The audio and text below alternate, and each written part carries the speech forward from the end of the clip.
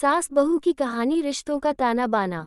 भारतीय समाज में परिवार के ताने बाने में सास बहू का रिश्ता एक महत्वपूर्ण स्थान रखता है। ये संबंध जितना संवेदनशील होता है, उतना ही जटिल भी होता है।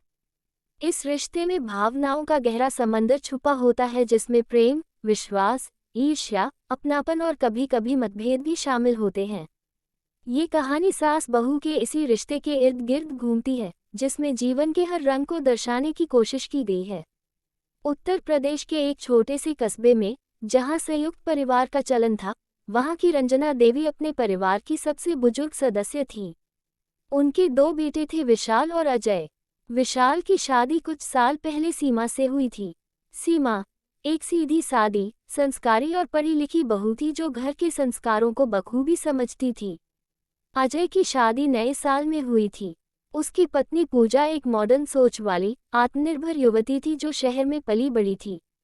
पूजा के विचारों और रहन सहन में स्पष्ट अंतर था, जो ग्रामीण परिवेश की सीमा से अलग था। रंजना देवी की सोच पारंपरिक थी।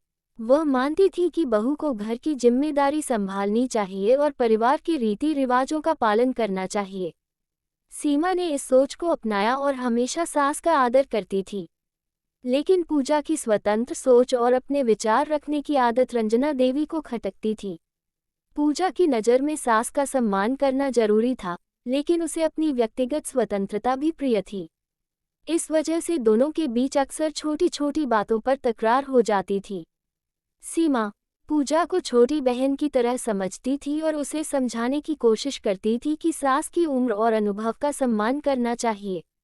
लेकिन पूजा का मानना था कि हर रिश्ते में समानता और समझदारी होनी चाहिए। एक बार की बात है, रंजना देवी ने पूजा को सुबह जल्दी उठकर मंदिर में पूजा करने को कहा। पूजा ने मुस्कुराते हुए कहा, माँ जी, मैं ऑफिस के लिए देर रात तक काम करती हूँ। अगर आप चाहें तो मैं शाम को मंदिर जाकर पूजा कर लूँगी। ये बात रंजना देवी को अखर गई। उन्होंने सीमा से कहा, देखो बहू, पूजा बहुत जिद्दी है। इसे घर के संस्कार नहीं मालूम। सीमा ने धीरे से जवाब दिया, माँ जी, समय के साथ सब सीख जाती है। उसे थोड़ा वक्त दीजिए। समय बीतता गया और पूजा की नौकरी में तरक्की होती गई।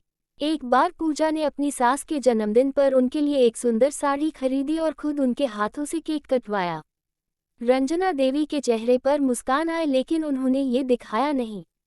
सीमा ने रंजना देवी से कहा, माँ जी, पूजा आपसे बहुत प्यार करती है, लेकिन वह अपने तरीके से इसे दिखाती है। हर इंसान अलग होता है। रंजना देवी ने धीरे धीरे पूजा को समझना शुरू किया। पूजा ने भी रंजना देवी की ज़रूरतों का ख्याल रखना शुरू किया। जब रंजना देवी बीमार पड़ी तो पूजा ने उनकी देखभाल की और रात भर उनके पास बैठी रही। रंजना देवी के मन में एक दिन बदलाव आया। उन्होंने पूजा को बुलाकर कहा, बेटा, मैंने तुम्हें गलत समझा था। तुम एक अच्छी बहू हो और मुझे तुम पर गर्व है। पूजा ने रंजना देवी के पैर छुए और कहा, माँ जी, आप मेरे लिए माँ जैसी हैं। अगर मैंने कभी कुछ गलत कहा या किया हो तो क्षमा कीजिए। उस दिन से सास बहू के इस रिश्ते में प्रेम और विश्वास की एक नई शुरुआत हुई। इस कहानी से यह संदेश मिलता है कि सास बहू का रिश्ता आपसी समझ, प्यार और धैर्य से मजबूत होता है। जीवन में हर इंसान अलग होता है और उनकी सोच भी अलग होती है, लेकिन एक दूसरे को समझने और स्वीकार करने से रिश्ते में मिठास आ जाती है।